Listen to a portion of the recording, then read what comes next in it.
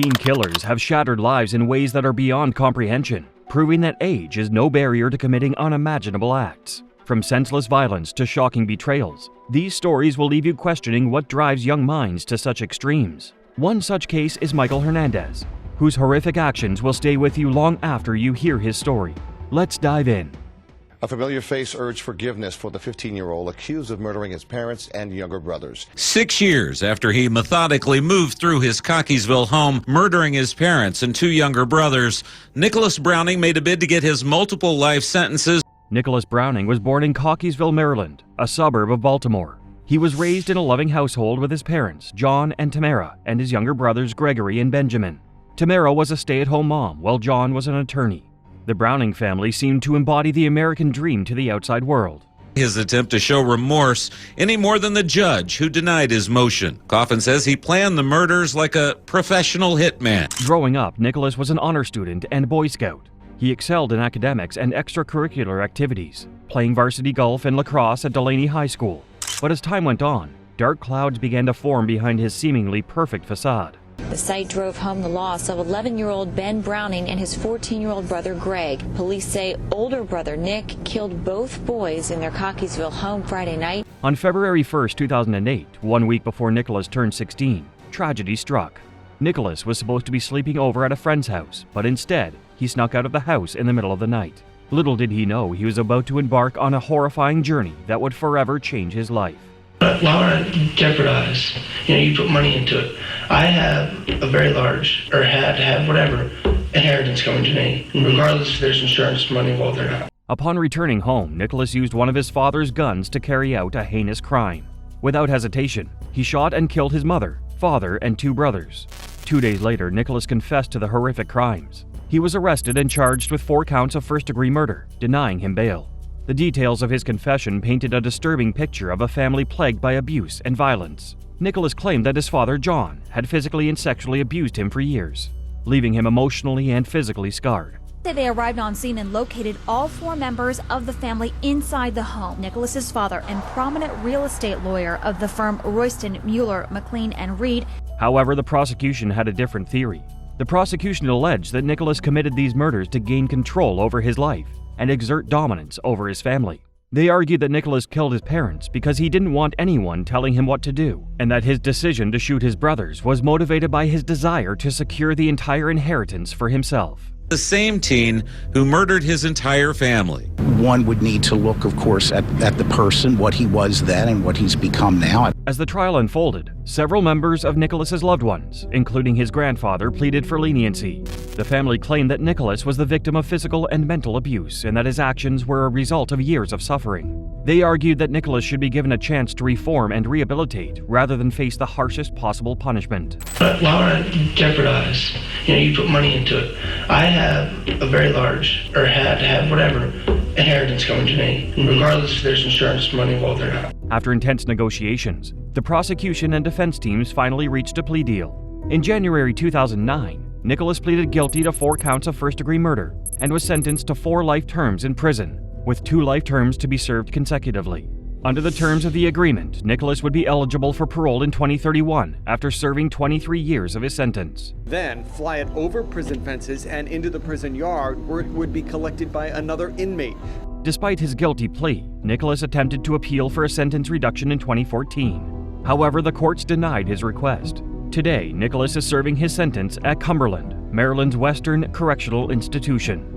Next, we examine the chilling case of Kaden Smith, a teen killer who unleashed a wave of violence, leaving devastation in his path. Detectives also obtained this photo from early November of what police say appears to be Smith holding a handgun and a GPS monitor around his ankle. Charges in the shooting on the south side of Indianapolis. A Metro police officer found the bodies of 3 men in October of 2021, including Michael James Jr., who you see right here in these pictures.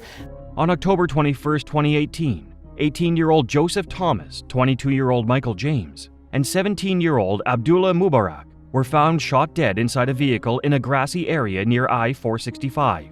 This triple homicide sent shockwaves through the city, with fears that a serial killer was on the loose. However, these theories were quickly debunked, and the prime suspect in the investigation became 16-year-old Kaden Smith, a friend of the deceased young men. that this is a dangerous individual and he belongs in jail. As she prepares for another holiday without her son, she's hoping this time Smith will remain in jail. Joseph Thomas's mother told police investigators that her son had mentioned plans to meet with his friend Kaden before he left home.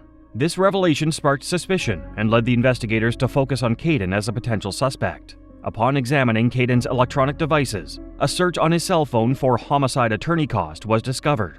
The searches raised even more red flags about Kaden. An arrest Smith in the weeks after the killing was faulty, and the evidence has been tossed out, much to the dismay of the families of Joseph Thomas and Michael James. Through meticulous investigation, it was evident that Kaden Smith had planned this heinous crime meticulously. He lured his victims to a secluded area near the interstate, promising to show them a gun conversion device known as a Glock switch. Little did they know, Kaden had sinister intentions. Shootings happened along a path near Meridian Street and 465 on the south side. They say victims after showing them how to use a gun. Kaden took the three men there under the pretense that he was going to demonstrate this lock switch, which he claimed would enable a semi-automatic to fire like a machine gun. However, what unfolded that night was cold-blooded murder. Despite the setbacks, the investigation ultimately leads to Kaden Smith's arrest. When taken into custody, police found a Glock in his possession. After conducting a thorough examination, it was determined to be the murder weapon. The evidence was undeniable. Charged with killing 3 people found near Southern Plaza a year ago is on electronic monitoring tonight at home. A judge ordered Kaden Smith to be released on bond. His defense team managed to persuade a judge to throw out crucial evidence, including cell phones and drugs.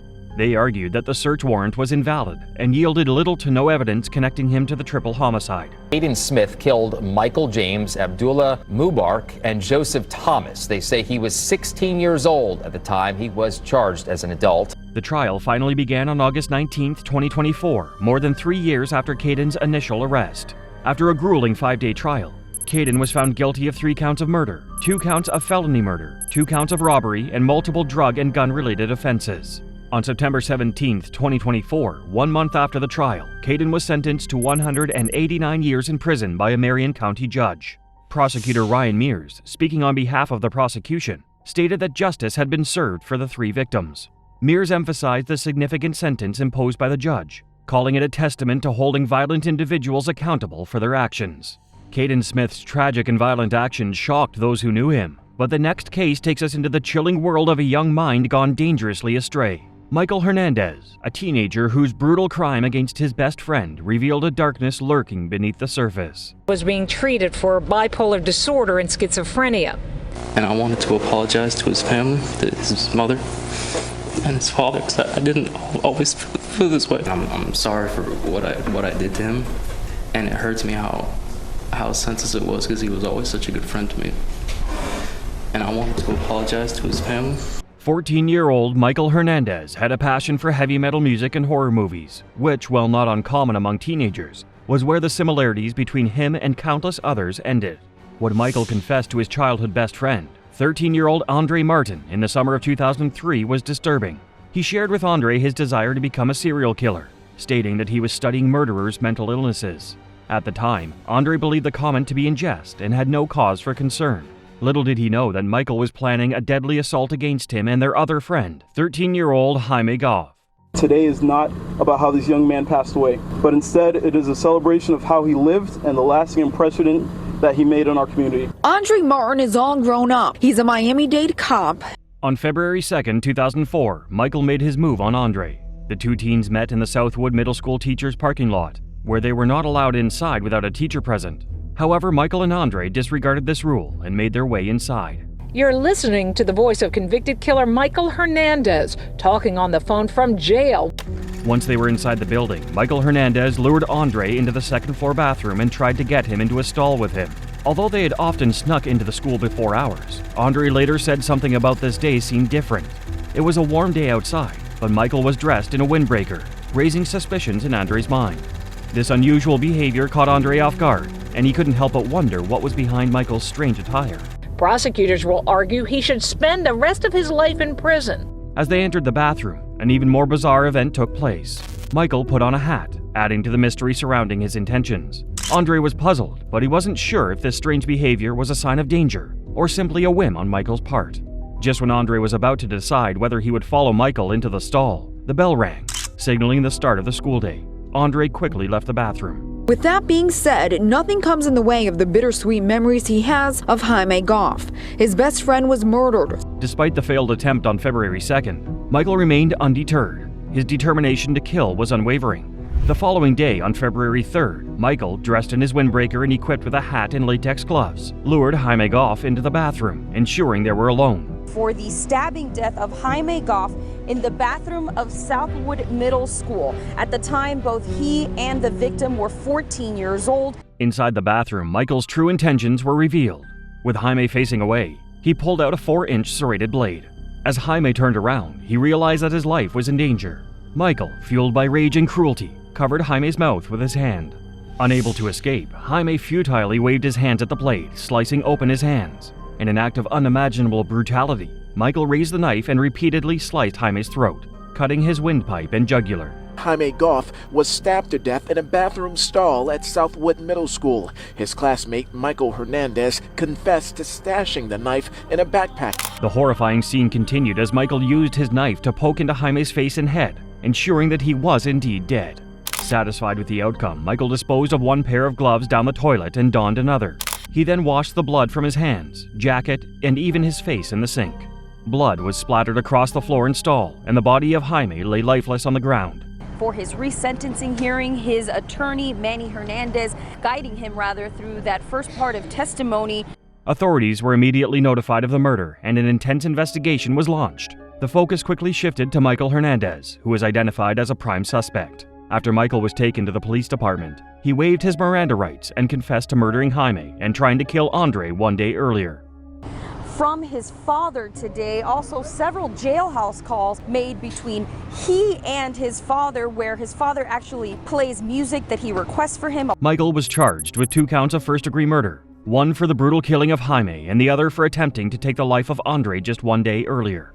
One of the key aspects of Michael's case was the conflicting expert opinions surrounding his competency to stand trial. A court-appointed expert testified that Michael did not have a mental illness that should impact his competency. However, the defense hired a psych who claimed that Michael did have symptoms that indicated he had paranoid schizophrenia. As Jaime Goff's family and also to another friend of his who he had planned to kill the day before Goff died. During the trial, the defense did their best to prove Michael's insanity at the time of the crime. They presented evidence, including witness testimony and medical records, to support their claim that Michael was mentally unstable at the time of the offenses. However, despite their efforts, the jurors ultimately found Michael guilty of murder and attempted murder. Yes, sir. I mean, you talk about serial killers? Yes, sir. You talk about violence? Yes, sir. Why? Miami-Dade Circuit Judge John Schlesinger delivered the final judgment, sentencing Michael to life in prison without parole, the maximum punishment available. Judge Schlesinger also imposed an additional 30 years for the attempted murder of Andre Martin, bringing the total sentence to a staggering 30 years to life. A female over the phone. So I didn't know what to talk about. My life as being, incarcerated, it's very mundane. So I tried to think about... By taking the life of a close friend and leaving Jaime alone to die, Michael shattered the lives of not only his own family, but the entire Goff family as well. Jorge Goff, Jaime's father, expressed deep sorrow and confusion regarding Michael's actions. While Jorge and his loved ones have forgiven Michael, they still have countless questions. How could someone so young commit such a heinous crime? What led Michael down this path? These questions continue to haunt Jorge, leaving him with a heavy heart. Did you ever see this list before? Yes. That's the hit list.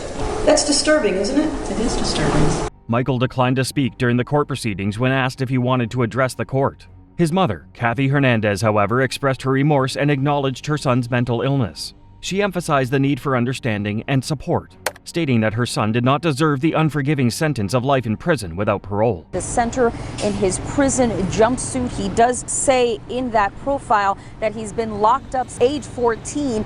Despite her plea, Michael's sentence of life imprisonment without parole remained unchanged. He appealed this decision, arguing that it is unconstitutional for a juvenile to receive such a harsh punishment.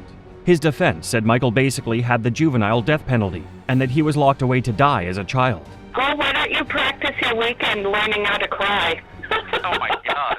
In 2016, the United States Supreme Court ruled that juveniles could no longer be automatically sentenced to life without the possibility of parole. This decision paved the way for a retrial in the case of Michael Hernandez. However, during Michael's retrial in 2016, which lasted 3 days, it became clear that during his years behind bars for murdering his best friend, he had not changed. The prosecution presented phone calls Michael made from prison where he spoke about his admiration for serial killers like Jeffrey Dahmer and mass shooters like Dylan Klebold and Eric Harris, who committed the infamous Columbine Massacre. How'd you muster up those tears? I feel horrible about what I did. Yeah, so horrible to say, I may have to stab myself. Michael was sentenced to life in prison without parole again. Although he faced the prospect of spending the rest of his life behind bars, his life wouldn't last much longer. In August 2021, at the age of 31, Michael passed away in prison due to a heart condition and natural causes. According to the autopsy report, Michael was morbidly obese at the time of his death. At just 5'10" and 285 pounds, he exhibited severe cardiac dysrhythmia.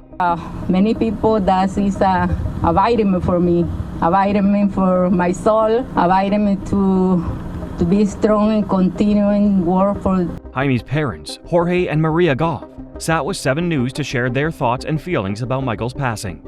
Maria, overcome with emotion, admitted that she couldn't stop crying upon hearing the news. Jorge, on the other hand, was shocked by the revelation, expressing disbelief and sorrow over their son's murderer's death.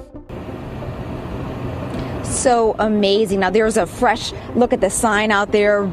Despite the tragic circumstances, Jamie's parents demonstrated remarkable grace and composure throughout the interview.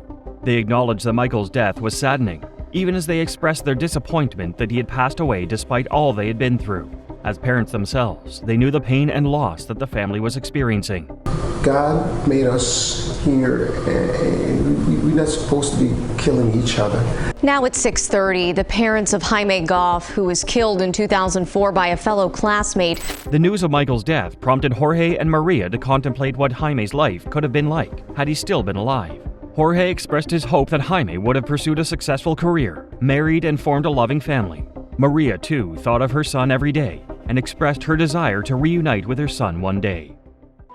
Michael Hernandez's shocking betrayal and brutal crime stunned everyone who knew him. But the next case takes us to an even more devastating act of violence within a family. Raymond Childs III, a teenager whose actions tore his own household apart in an unthinkable tragedy. As well as his 13-year-old sister, 18-year-old brother, and his brother's 19-year-old pregnant girlfriend. His first trial on those charges ended in a mistrial. Used an assault rifle during the shooting inside the home located on Adams Street here in Indianapolis. Pastor Sullivan told 13 News he's convinced that music can influence young people. On January 24, 2021, a tragic event unfolded in Indianapolis, Indiana.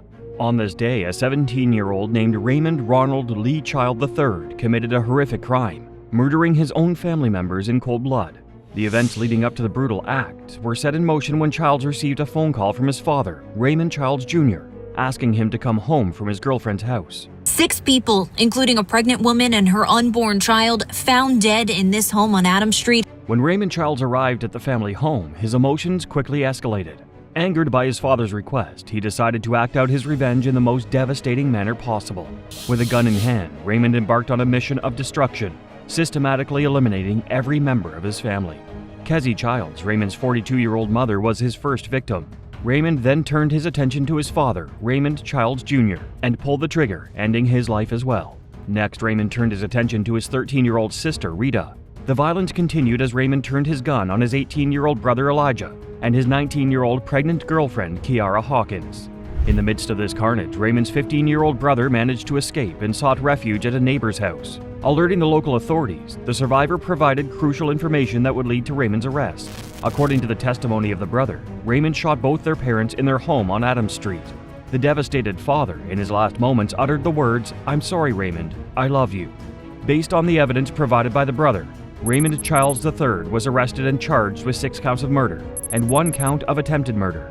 He was charged as an adult under Indiana law, which meant that he faced the possibility of a maximum sentence of life without parole. In July 2024, Raymond Childs III finally went on trial for his crimes. However, the trial ended in a mistrial when a witness addressed Raymond from the stand, asking why he had committed the murders. This unexpected turn of events caused a mistrial, leaving Raymond's fate hanging in the balance. On October 24, 2024, the court proceedings surrounding Raymond's retrial came to a conclusion.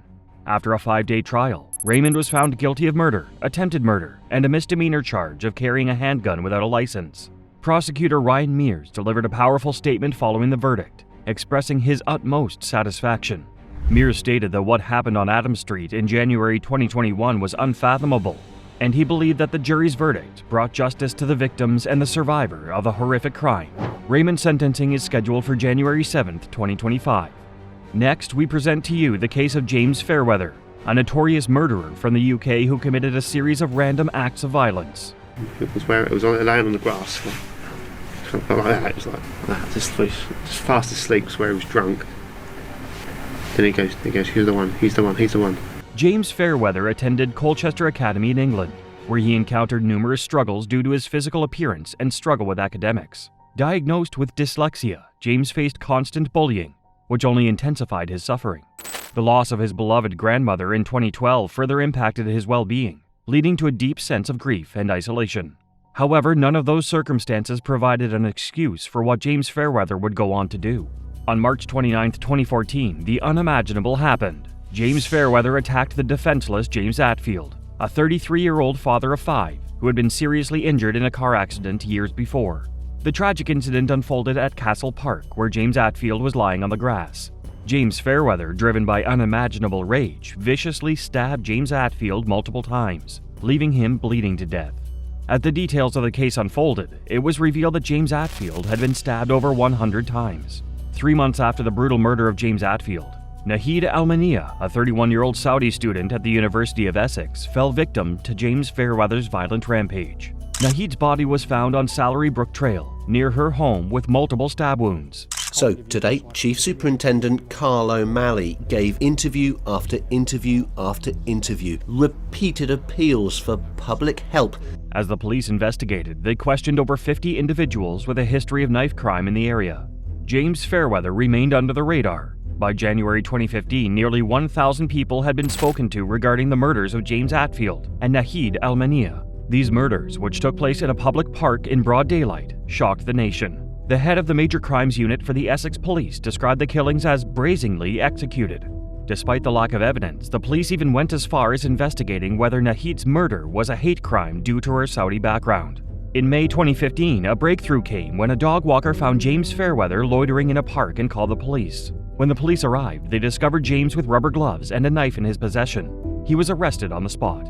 In January 2015, James Fairweather found himself the subject of a psychiatric evaluation. During this session, he disclosed that he had harbored antisocial and violent thoughts for quite some time.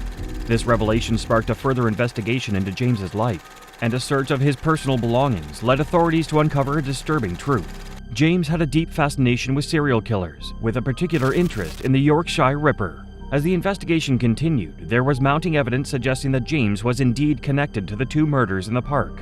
Despite his initial denial of any involvement, the evidence against him grew stronger, leading to his arrest and being charged with 2 counts of murder and possession of an illegal weapon. James maintained his innocence throughout the legal proceedings, but the evidence against him was overwhelming. However, as the trial unfolded, James made a shocking decision. He ultimately pleaded guilty to 2 charges of manslaughter on the grounds of diminished responsibility. James admitted that he had committed the crimes, but claimed that he had psychosis at the time of the incident. Despite his admission, a court psychiatrist did not find sufficient evidence to support his claim of psychosis. On April 22, 2016, James was found guilty by a unanimous verdict. He was sentenced to life in prison with parole eligibility in 27 years. James attempted to appeal his sentence on the grounds of his young age, arguing that he was not fully aware of his actions. However, his appeal was rejected when the judge declared that James had been aware of what was happening at the time of the murders. Next, we turn to the disturbing case of Aiden Fucci. We'll uncover the chilling details of his crime and witness the emotional breakdown of a teenager spiraling into darkness. So Tristan Bailey, Aiden Fucci, they went to school together at Patriot Oaks Academy. Both lived in an upper middle class neighborhood, pretty much had 0 crime. May 9th, 2021, Bailey goes missing. Tristan Bailey was born in January 2008. She was the youngest of 5 children and spent her first years growing up in sunny Singapore. Everyone who knew Tristan described her as an incredible friend with boundless energy. The Bailey family eventually returned to the United States and settled in St. Johns County, Florida. In May 2021, Tristan was a 7th grader at Patriot Oaks Academy, living a typical teenage girl's life. She was happy, popular, and a cheerleader.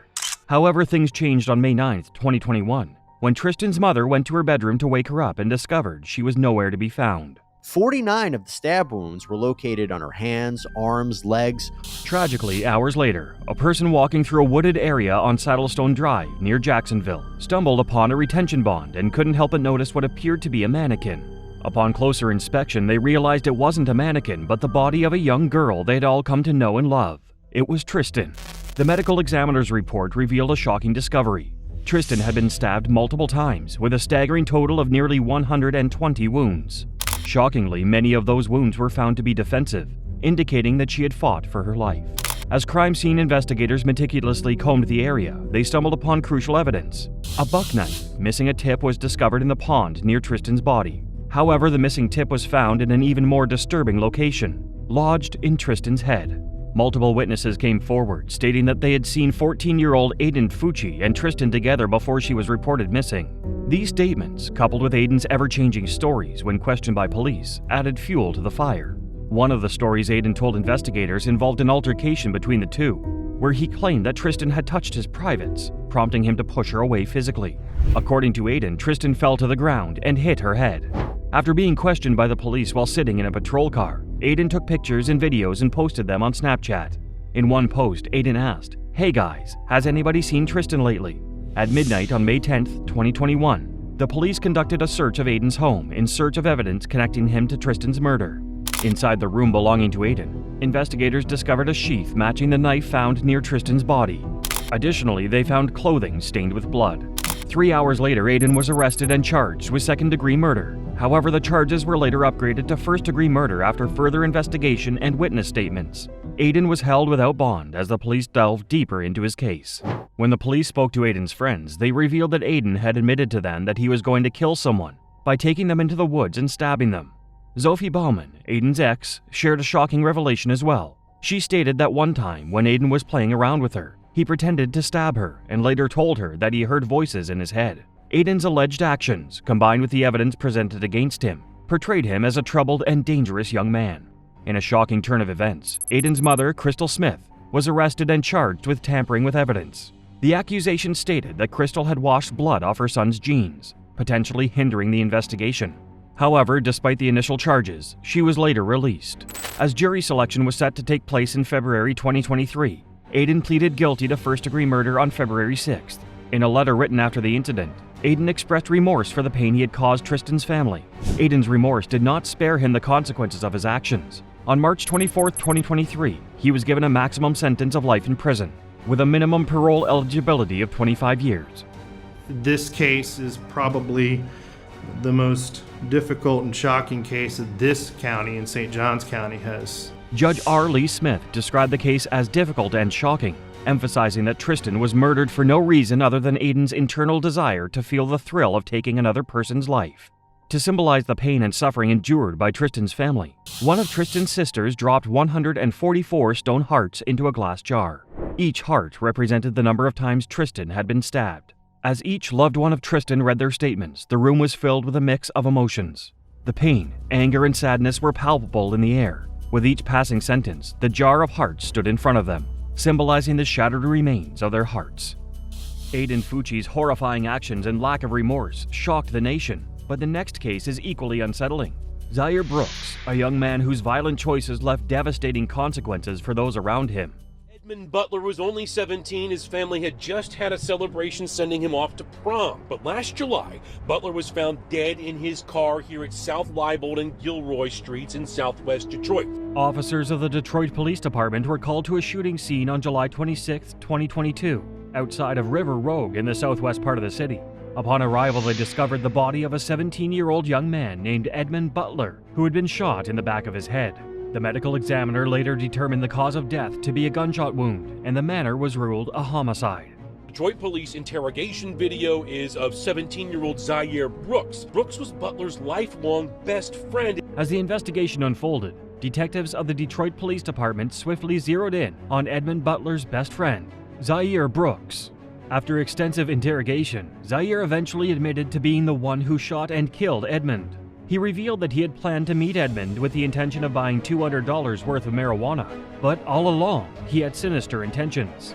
According to Zier, his intention was to rob his friend, Edmund.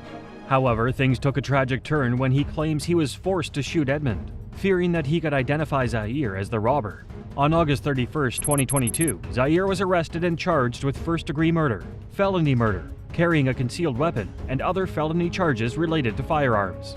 Due to the severity of his actions, Zier was charged as an adult even though he was 17 years old. Wayne County Prosecutor Kim Worthy issued a statement emphasizing that the prosecutor's office takes any decision to waive juveniles as adults extremely seriously. She called the case truly tragic, affecting all parties involved. In June 2023, Zier Brooks and the prosecution finally reached a plea agreement. The prosecution dismissed several felony charges against Zier, making room for a more focused sentence. Wayne County Circuit Judge Sharice Anderson ultimately sentenced Zier to 23 to 40 years in prison for second-degree murder and 2 years for a weapons felony firearm charge. Next, we turn to the shocking case of teen killer Ethan Couch, whose defense argued he was too wealthy to face the consequences of his crimes. His insane sentence left the courtroom stunned and sparked intense debate. Couch was 16, crashing into a group of people who were helping 24-year-old Brianna Mitchell, who had broken down on the side of the road. Mitchell, Holly Boyles, her daughter Shelby Boyles, and youth pastor Brian Jennings. Ethan Couch was born into an upper-middle-class family in Burleson, Texas. When he was 13 years old, he began attending Anderson Private School, a prestigious institution known for its high standards and academic excellence. However, Ethan's journey at Anderson Private School was short-lived. After the principal raised concerns about Ethan's behavior, his father, Fred, and his mother, Tanya, decided to pull him out of school. Instead of attending a traditional school, Ethan was enrolled in a co-op in Watauga. Things seemed to be looking up for Ethan at the age of 15. He had enrolled at community college and was seemingly on a path to success. However, fate had other plans in store for him. One day, Ethan found himself in a parked pickup truck with a naked, unconscious 14-year-old girl. The authorities were called to the scene, and Ethan was charged with minor consumption and possession of alcohol. Ethan decided to plead guilty. He was sentenced to probation, an alcohol awareness course, and community service. It seemed like this was an opportunity for Ethan to turn his life around. Unfortunately, Ethan's troubles with the law were far from over. Despite his efforts to stay out of trouble, he ended up making headlines for all the wrong reasons. On the night of June 15, 2013, Ethan Couch, accompanied by a group of friends, embarked on an ill-fated journey that would change their lives forever.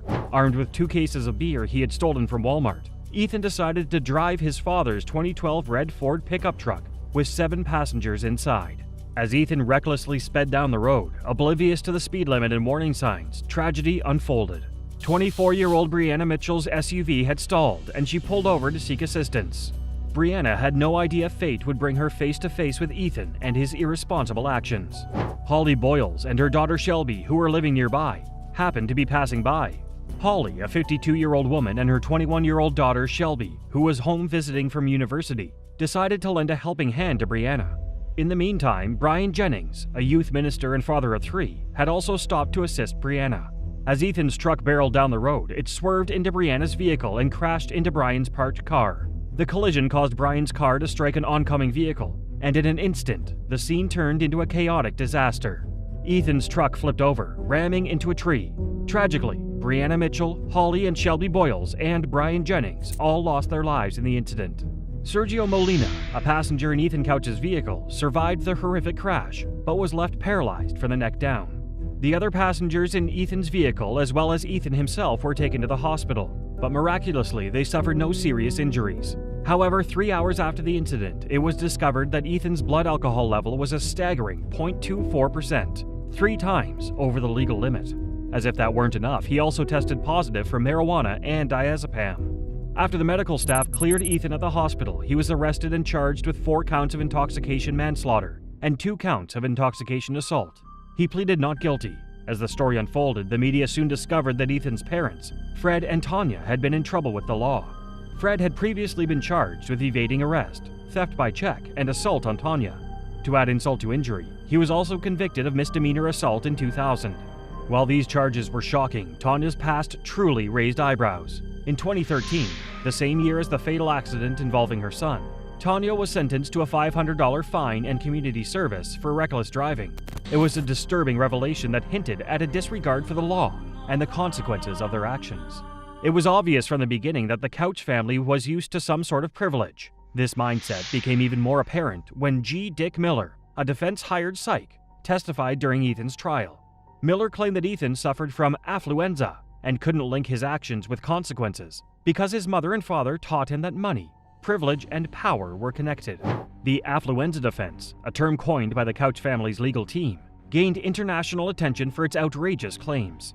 The defense argued that Ethan's privileged upbringing had prevented him from understanding the consequences of his actions. They argued that Ethan's wealth had shielded him from reality and distorted his moral compass. Did not have the authority to do so. The High Court disagreed. You'll remember Couch unsuccessfully used that privileged upbringing affluenza defense and received 10 years probation. However, many people found the affluenza defense ludicrous and offensive. Critics argued that it perpetuated the idea that the wealthy are exempt from responsibility and blame. It sparked debates about the role of privilege in society and the responsibility of parents in raising their children. As Ethan Couch faced the consequences of his actions, his family's reactions were mixed. Tanya Couch expressed remorse for her son's actions, but defended the use of the affluenza defense. On the other hand, Fred Couch remained unrepentant and blamed the media for his son's fate. The reactions from the Couch family further fueled public outrage and discussions about the severity of Ethan's sentence. Many believed that his punishment did not fit the crime, while others argued that it was necessary to hold him accountable. Ethan was sentenced to attend an upscale rehab center that costs approximately $500,000 a year. In addition to his rehab requirement, Ethan was ordered on probation for 10 years and was given additional restrictions. He was required to wear an ankle monitor, submit to drug testing, and abide by a 9 p.m. curfew. The judge also ordered Ethan to install a video interlocking ignition device on his car. Eric Boyles, Holly's husband and Shelby's father, told the media in 2014 that he felt Ethan's sentence was too lenient. He argued that the outcome might have been different if Ethan hadn't had the money to afford a top-notch defense. This statement sparked controversy and debate, with several people questioning the severity of the punishment. In the midst of all the controversy, 6 civil lawsuits were filed by the victims' and survivors' families against Ethan and his family. These lawsuits sought justice and compensation for the pain and suffering caused. However, all the suits were eventually settled out of court, allowing the parties involved to move on from this chapter. Despite going to rehab and being on probation, Ethan's actions continued to defy the legal system. In December 2015, police were alerted to a tweet that alleged Ethan was playing beer pong at a party and drinking alcohol. This blatant violation of his probation sparked an investigation, issuing a warrant for his arrest. However, Ethan managed to elude authorities, with his probation officer failing to make contact with his mother, Tanya. U.S. Marshals and the FBI joined the effort as the search for Ethan intensified. By the end of December, Ethan and Tanya were finally located in Mexico and extradited to the U.S. Ethan was taken into custody and faced the consequences of his actions. On April 13, 2016, Ethan was finally sentenced by a district judge named Wayne Salvant. Ethan received 4 consecutive terms of 180 days, extending his probation to longer. Just when it seemed Ethan had learned his lesson, he once again found himself in hot water. In January 2020, Ethan was accused of violating his probation when he tested positive for THC. To the surprise of many, Ethan was released just 1 day after it was determined that the positive result could have come from either illegal marijuana or CBD oil. The leniency shown towards Ethan again sparked outrage, with critics questioning the system's ability to handle repeat offenders. Ethan Couch's reckless actions and the controversial affluenza defense left many outraged. But the next case takes us to an even more chilling moment in history. Custody until she's 25, then go to state prison. That everyone expected. What they did not expect was the judge's permission to tape the audio portion of the proceeding. Brenda Spencer was born and raised in Chula Vista, California, to parents Dorothy and Wallace Spencer. However, things turned tragic after Dorothy discovered that Wallace was cheating on her with several women. These affairs led to a breakdown of their marriage, and the couple eventually divorced. After the divorce, Brenda moved with her father, Wallace, into a filthy apartment. Living conditions were far from ideal, as they shared a mattress on the living room floor. The home was littered with empty bottles from Wallace's alcohol abuse. It was during this period that Brenda's behavior began to deteriorate. People around her would later claim that she harbored a deep hatred for policemen, referring to them as pigs and cheering whenever she saw reports of officers involved in shootings. Brenda's erratic behavior scared many people, and she was often described as crazy. Around this time, Brenda started to get into trouble with the law. Her probation officer believed it was necessary for her to undergo a psych evaluation. This evaluation concluded that Brenda should be admitted to a mental hospital to seek professional help for her mental health. However, her father, Wallace Spencer, vehemently denied this decision and decided to take matters into his own hands.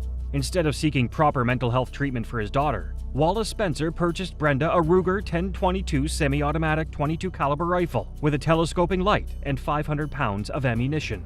Little did he know that this decision would set off a tragic chain of events. On January 29, 1979, Brenda Spencer opened fire from the window of her house, aiming her rifle towards Grover Cleveland Elementary School. After neighbors, nearby residents, and all the school children were safely evacuated, police mapped out their strategy. Prepared for either lengthy negotiations or for an assault. The innocent children and staff inside were unsuspecting targets for Brenda's rage. In a matter of minutes, she shot and killed 53-year-old principal Burton Ragg and injured 8 other children.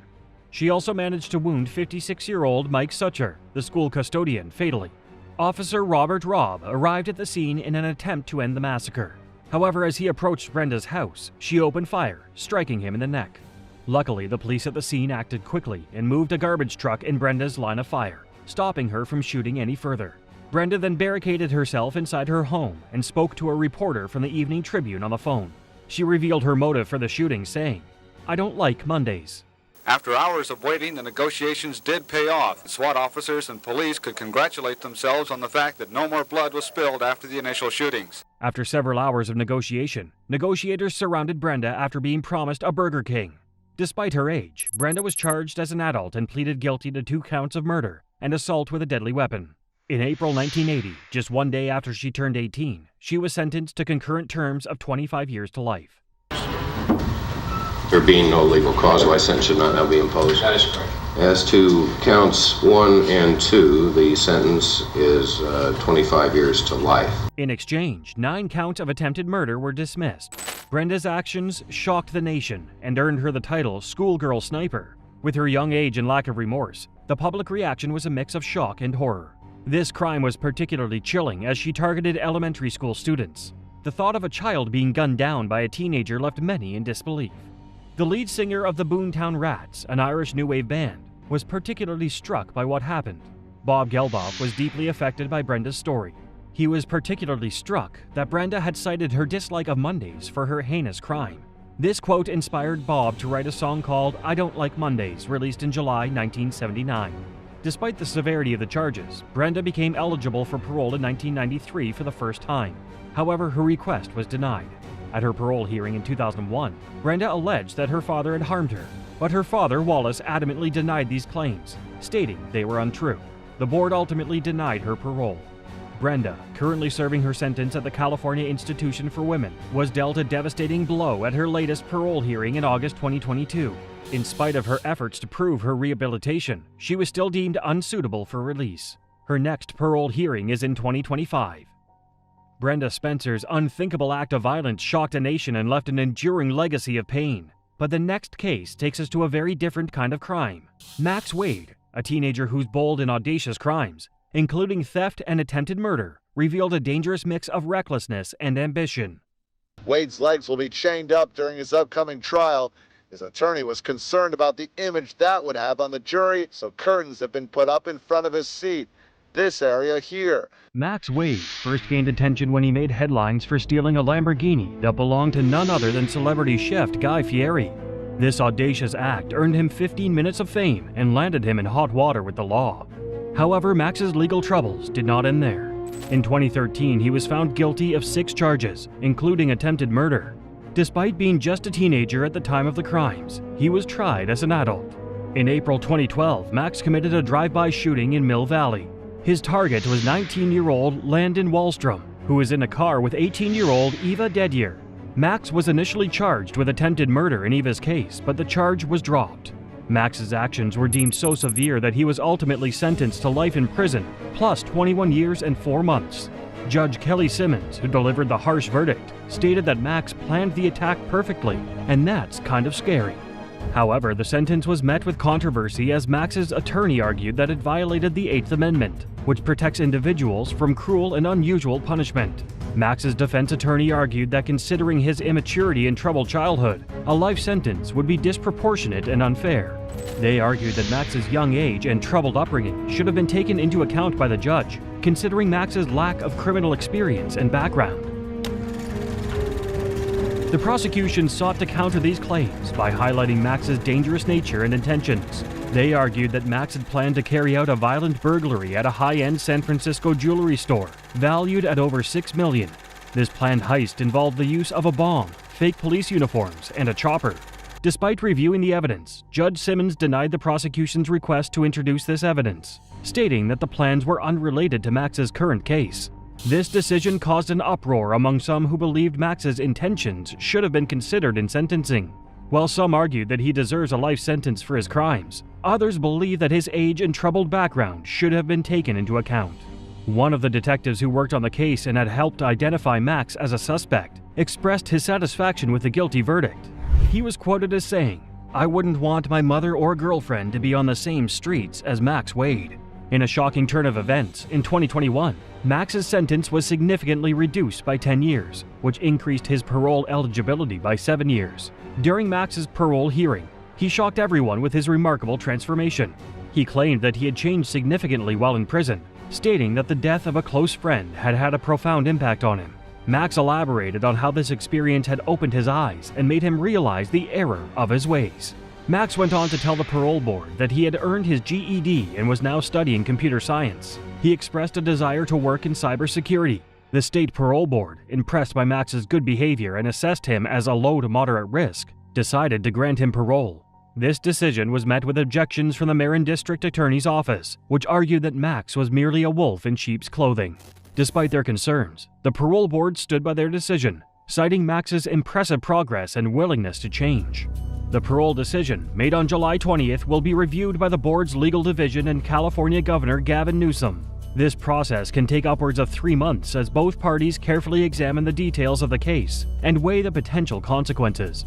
It is crucial to note that the governor, who holds the ultimate authority in such cases, makes the final determination of Max's parolees.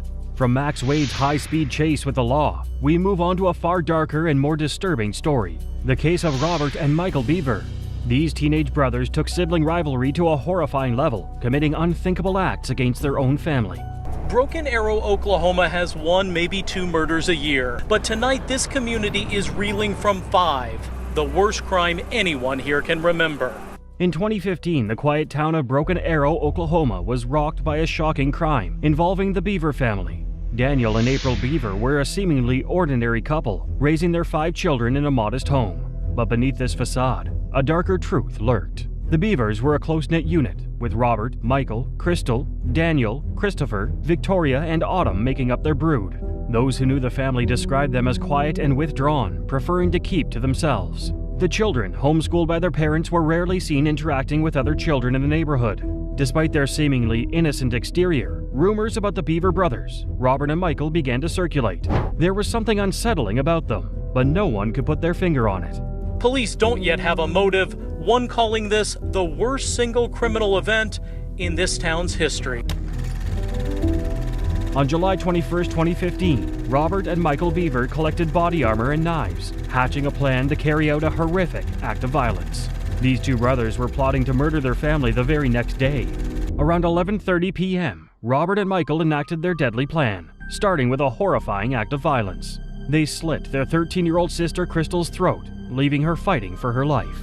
Crystal fought against her brothers, escaping the bedroom and running for the front door, but her siblings were not about to let her escape. They dragged her back inside the house and unleashed an even more brutal assault on her. The extent of Crystal's injuries were horrifying, with her internal organs almost spilling out. Incredibly, she survived this brutal assault, but the rest of the family was not so lucky. Robert and Michael went on a rampage, brutally murdering their parents and siblings. Robert, in a fit of rage, fatally stabbed his mother, April, a staggering 48 times. While Christopher and Victoria Beaver were hiding in the bathroom during the assault, using a clever ruse, Michael pretended to be scared and a victim, knocking on the door and pleading for help. Christopher decided to open the door and allow Michael inside, thinking it was a matter of safety. Instead of seeking safety, Michael turned on his unsuspecting siblings, fatally stabbing each of them over 20 times. With his bloodlust seemingly sated, Michael turned to his father's home office, where his younger brother Daniel was hiding. Once again, he employed the same ruse, pretending to be a victim chased by Robert. Daniel opened the door, allowing Michael to enter. As Michael stepped into his father's office, he turned towards Robert, their other brother, and uttered chilling words. "He's all yours." In a moment of pure madness, Robert turned his knife on his younger brother Daniel and stabbed him in the stomach, chest, head, and back. Daniel Beaver woke up and found himself face to face with his son, Robert. In a matter of seconds, he lunged at his father's throat and stabbed his father repeatedly, 28 times, leaving him lifeless. After committing these heinous crimes, Robert and his brother Michael fled the scene, fleeing out the back door and into the woods that surrounded the house. They knew that the authorities would soon be on their trail, and they had no intentions of getting caught. Daniel Beaver, as he died, called 911. As police officers walked towards the front door, they noticed a pool of blood on the porch. With their hearts pounding, they knocked repeatedly on the door, calling out for any survivors. After an eternity, the officers heard a faint voice calling for help. Breaking down the door, they entered to find 13-year-old Crystal lying in a puddle of her blood. She was rushed to the nearest hospital, where doctors worked frantically to save her life. When Crystal was stable, she identified her brothers as the assailants. In addition to Crystal, only 2-year-old Autumn managed to escape the relentless violence, miraculously escaping with her life. But the rest of the family was gone, their lives ripped away in the most horrific way imaginable. Robert and Michael were arrested at 12:18 a.m. Officers apprehended the brothers using a canine unit after they were discovered hiding in a bush. They had each been charged with 5 counts of first-degree murder and 1 count of assault and battery with intent to kill. Michael, at 16, was tried as an adult, a decision that sparked controversy among legal professionals. His attorney argued that charging him as an adult was unconstitutional, stating that if convicted, he would be doomed to die in prison. Such an outcome, the attorney claimed, was effectively the same as a death sentence. The attorney contended that there was abuse in the Beaver household. However, no concrete evidence was provided to show that there was abuse within the Beaver household. Initially, Robert and Michael pleaded not guilty, maintaining their innocence in the face of overwhelming odds. While incarcerated, Robert dared to take his own life. However, fate intervened when a guard stumbled upon him in the nick of time. Robert pleaded guilty to all charges and was given 5 life sentences without parole, as well as an additional life term. Michael's trial began in April 2018. After 1 month of deliberation, the jury found him guilty and sentenced him to 5 life sentences with parole. Robert, who should have been safely locked away behind bars, attempted to attack 2 prison officers in the day room in 2019. This incident resulted in him receiving 3 more life terms, bringing his total amount of life sentences to 9. Robert and Michael are serving their sentences at the Joseph Harp Correctional Center and the Lexington Correctional Center, respectively, in Lexington, Oklahoma. After the chilling case of Robert and Michael Beaver, where sibling violence shattered an entire family, we now turn to the story of Kierum Currington. Her name is Lelia King, and she was 30 years old. Police tell us she was caught in the crossfire of 2 groups shooting at each other. In July 2022, police in Columbus, Ohio initiated a large-scale search for 16-year-old Kierum Currington. This search began after police were summoned to a shooting incident on July 16th. Upon their arrival, they discovered the body of Lelia King, a 30-year-old mother who had been tragically shot. Lelia had found herself trapped in the middle of a shootout between 2 groups in a convenience store parking lot. Unfortunately, she succumbed to her injuries at Mount Carmel East Hospital less than 3 hours later. And police just sent us these photos of 3 people they think may have played a role in this homicide. After conducting a thorough investigation, detectives obtained surveillance footage that led them to identify Kierum Currington as a person of interest in the case. After reviewing the footage, they realized that Kierum was directly involved in the tragic incident that resulted in Lelia's death. 1 month after the tragic incident involving Lelia King, the prime suspect in her shooting death was finally apprehended. Kierum Currington was arrested and faced charges for his involvement in the heinous crime. The charges brought against him included reckless homicide, among other offenses. However, Kierum maintained his innocence and pleaded not guilty to all charges. As time passed, the case continued to unfold, and in December of 2023, a shocking turn took place. Kierum, now charged as an adult, pleaded guilty to involuntary manslaughter in relation to Lelia's death. The Franklin County Court of Common Pleas judge presiding over the case handed down a sentence of 7 to 9 years for Kierum's actions. This punishment was met with mixed reactions from the general public, with some expressing satisfaction, while others called for harsher penalties. From Kierum Currington's tragic outburst of violence, we now move on to the unsettling case of Kiona Mouton. Mouton's story, much like Currington's, highlights the unpredictable and dangerous paths some young people take. Some breaking news now, an update to a story we brought you right at 4 o'clock. The young woman who lured a Lamar High School student to his death in a gang-related hit has just been sentenced. Kiona Mouton, a 16-year-old student at Lamar High School, was the center of a heinous crime in 2018. Known for her charm and charisma, Kiona had caught the attention of 18-year-old DeLindsay Mack, who had a crush on her. On November 3, 2018, Kiona lured DeLindsey to an abandoned lot, promising him a surprise. Little did he know that this surprise would be a meeting with his fate. Kendrick Johnson, a gang member with a chilling reputation, was waiting in the shadows, ready to strike. In a tragic turn of events, Kendrick Johnson opened fire on DeLindsey, ultimately leading to his death. Davian Thomas, the getaway driver, was present during the crime, but the identity of the second shooter remained a mystery. The Houston Police Department and the prosecution are urging the public to provide any information regarding his identity. The consequences of Kiona's actions were far-reaching, leaving a lasting impact on everyone involved. Kiona, now facing criminal charges, found herself facing the prospect of a life in prison. Her actions not only cost the life of an innocent young man, but also shattered the lives of his family and loved ones. Kendrick Johnson was sentenced to life without parole for his involvement in the heinous crime. Davian Thomas, the getaway driver in the DeLindsey murder case, received an equally harsh sentence. He was sentenced to 50 years in prison. According to court records, DeLindsey's murder was the result of an ongoing war between two Houston area gangs. DeLindsey, a promising athlete, had recently transferred to Lamar High School from Yates High School to escape gang vice. In 2024, Kiona Samirial, now 22, was sentenced to 23 years in prison for her part in DeLindsey's death. Despite her age at the time of the crime, she was charged as an adult, meaning that she must serve at least half of her sentence before becoming eligible for parole. As Kiona's sentencing hearing got underway, DeLindsey's mother had the chance to address Kiona directly. She unleashed her anger and resentments towards Kiona in a powerful emotional speech.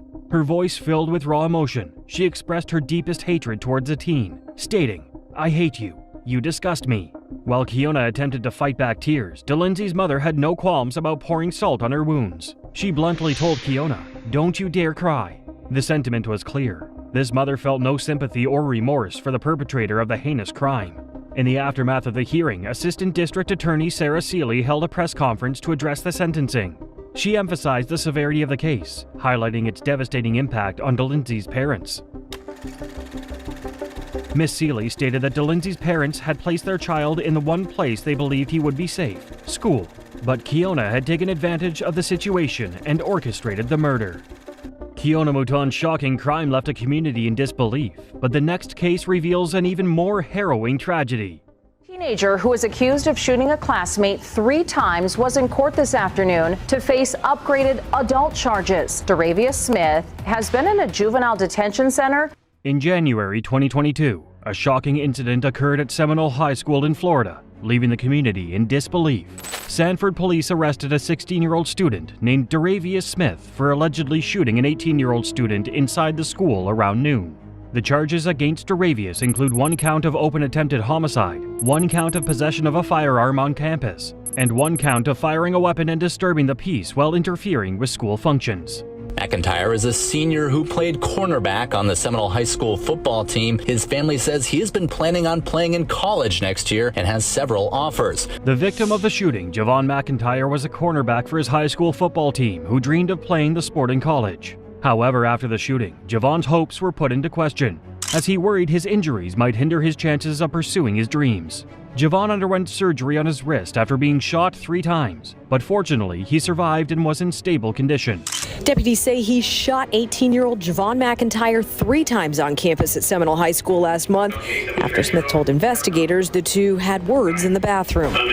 Initially, the detectives investigating the shooting believed the motive behind the incident was linked to a girl. However, as they looked deeper into the case, they discovered that it was actually over a deceased relative. This revelation shocked the community and left many questioning the motive behind the senseless act of violence. According to the chief of police, there was no indication the shooting was gang-related. However, this only adds more mystery to the case. Before the tragic incident, Davius Smith and Javon McIntyre were friends. However, the 2 teens had a confrontation 1 week before the shooting, which left everyone scratching their heads. Davius, while speaking with detectives, claimed that Javon was taunting him between classes. However, he denied any threats or attempts to initiate a fight with Javon. On the day of the shooting, Davius claimed that he hid in a bathroom to avoid Javon. He alleged that Javon was waiting for him outside the bathroom, ready to engage in a fight. In his statement to the detectives, Davius claimed he was not scared, but because he was inexperienced in fights, he decided to shoot Javon instead. Shockingly, Davius admitted to firing multiple shots at Javon before the gun jammed. He claimed that he fled the scene afterward, disposed of the weapon, and hid until he was eventually caught. 1 month after Davius Smith was charged with attempted murder, his case was transferred from the juvenile justice system to the adult circuit court.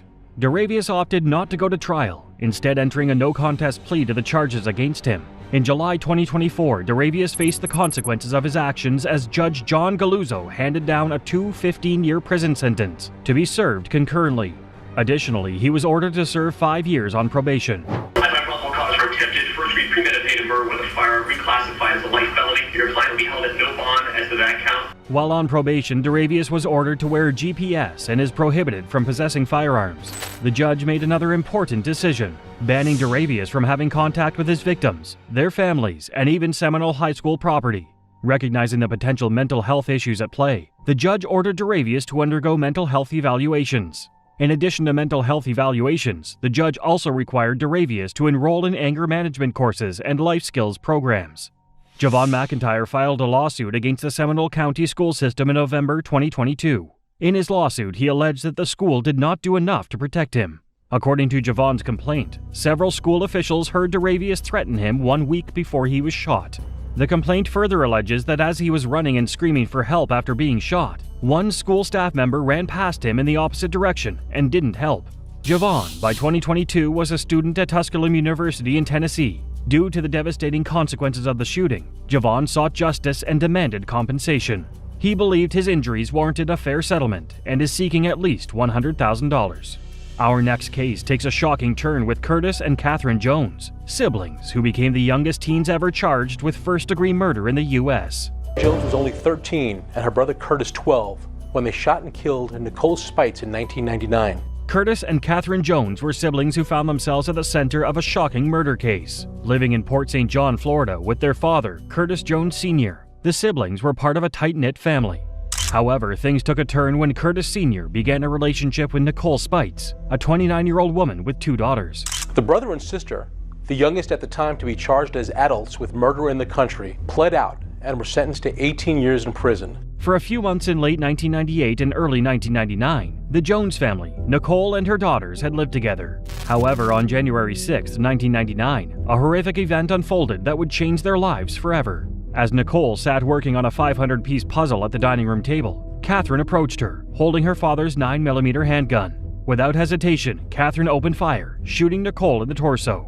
In the chaos that followed, Katherine dropped the gun, leaving it within reach of her brother Curtis. Curtis seized the opportunity and opened fire, continuing to shoot Nicole until the gun was empty. This deadly assault left Nicole dead on the kitchen floor. The detectives alleged Curtis and Katherine, 13 and 12 years old, covered up their tracks after shooting Nicole, staged the scene as a robbery, and ran into the woods, where they spent one night before they were found and arrested. At just 12 and 13 years old, Curtis and Katherine became the youngest people charged with first-degree murder in the United States. However, it quickly became evident that these two couldn't fully grasp the gravity of their actions. During the court proceedings, Curtis made a shocking request. He asked his attorney if he could bring his Nintendo to prison. I can't say how many more times he fired the gun, but I know after maybe the last 2 bullets. According to the Brevard County Sheriff's agent Todd Goodyear, the motive behind Nicole's murder was that the siblings were jealous of their father's girlfriend. This jealousy turned into deadly consequences, with both Curtis and Katherine pleading guilty to second-degree murder charges. It was believed that justice had been served at the time, but a shocking revelation would soon come to light. I actually took the fingerprints off the gun and wiped it down, and I told my brother that he got hysterical. He had an emotional breakdown because, once again, this is reality now. This isn't some idea that's in our head anymore. This is reality. In 2009, Katherine spoke to Florida Today and admitted that there was more to Nicole's shooting than meets the eye. According to Katherine, a family member who had been staying in their home sexually abused her and her brother Curtis. However, Katherine said their claims were not taken seriously when meeting with her father, Curtis Sr., and Nicole. Jessica and Inez, Nicole's daughters, were left to pick up the pieces after. Curtis and Katherine killed their mother. For years after the murder, Jessica and Inez perpetuated the lie that their mother was alive and well in Florida. The girls desperately clung to this fantasy. They continued to deceive their friends, pretending that Nicole was on an extended vacation. Finally, after years of suppressing the truth, Jessica mustered the courage to share it with her closest friends. The weight of that lie had become too heavy to bear, and she knew she had to seek help. In a moment of bravery, she revealed that her mother, Nicole, had been brutally murdered by a 12 and 13-year-old. As time went on, Jessica and Inez couldn't help but miss their mother at some of the most pivotal moments of their lives. Curtis Jones, now a youth minister, was released in July 2015, while his sister Katherine Jones followed in November of the same year. While adjusting to life outside of prison, Katherine worked at Sonic and supported herself independently. Driven by her desire to make a difference in the lives of others, Katherine made a bold and ambitious move to Washington, D.C., where she met with a Democratic senator to discuss changing how juvenile offenders are sentenced. Having spent half of her life incarcerated, Katherine's everyday experiences were like embarking on a new adventure. With a release date that coincided with Thanksgiving, Katherine's spirit soared as she envisioned spending the holiday with her brother Curtis. In an interview while in prison, Katherine expressed her remorse for the taking of Nicole's life and her deep regret for her actions. However, she confessed that she found solace in the solitude and introspection of prison life. When Nicole's daughters, Jessica and Inez, learned of Curtis and Katherine's impending release from prison in 2015, they expressed their pain to Florida Today. However, they also revealed their capacity for forgiveness. According to that article, Curtis and Katherine had never apologized to Jessica or Inez and appeared to have no remorse for their actions. After witnessing the tragic story of Curtis and Katherine Jones, two siblings who made a haunting pact at such a young age, we moved to the case of Jordan Roach. Stand trial as an adult. On Thursday, Roche pleaded guilty to killing Cargill and was sentenced to 10 years in prison. In 2017, Caitlin Cargill, a 14-year-old from Arlington, Texas, decided to walk with her dog. Caitlin left the apartment complex where she resided. Her family expected her to return home soon. However, their hopes began to fade as the hours turned into days. 14-year-old Caitlin Cargill, who disappeared in June only to be discovered dead in a landfill, may have had a deal to manufacture and sell a drug. An arrest warrant affidavit for Jordan Roach. On the second day after Caitlin's disappearance, her body was found in an Arlington landfill. The discovery sent shockwaves through the community, and the search for justice began.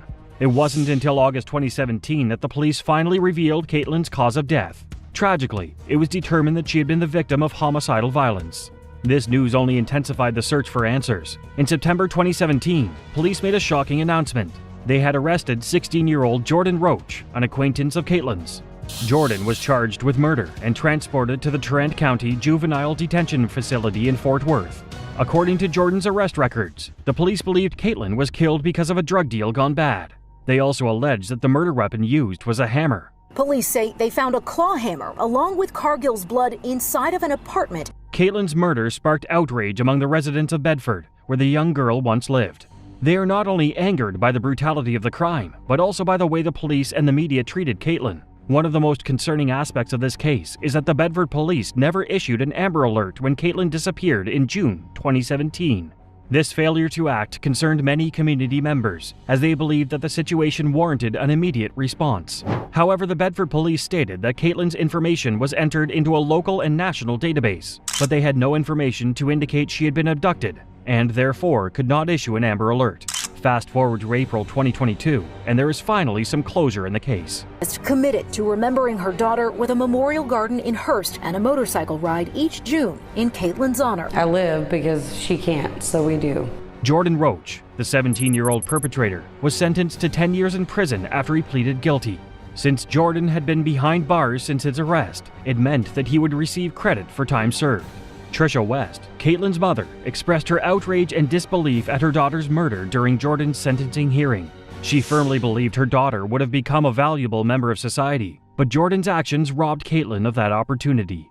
The only thing I can say is that you somehow have to find peace. Trisha addressed Jordan directly, telling him that he had stolen Caitlin's life and her dreams. She expressed her deep regret at not being able to witness her daughter's bright future unfold. Through tears, she made it clear that Jordan had not only taken Caitlin's life, but also robbed her of the chance to make a positive impact on the lives of others. Continuing the theme of parental anguish, Bo Cargill, Caitlin's father, wrote a powerful statement that was read aloud during the sentencing hearing. In his letter, Bo expressed the daily torment he endured, haunted by what his daughter had to go through in her final moments. He expressed hope that Jordan would be haunted by his actions every day of his prison sentence. These stories reveal the chilling reality of youth caught in the grip of violence and tragedy, but the journey doesn't stop here. We'll continue to uncover the disturbing forces behind these unimaginable acts. Don't miss the next video. It's sure to leave a powerful impact.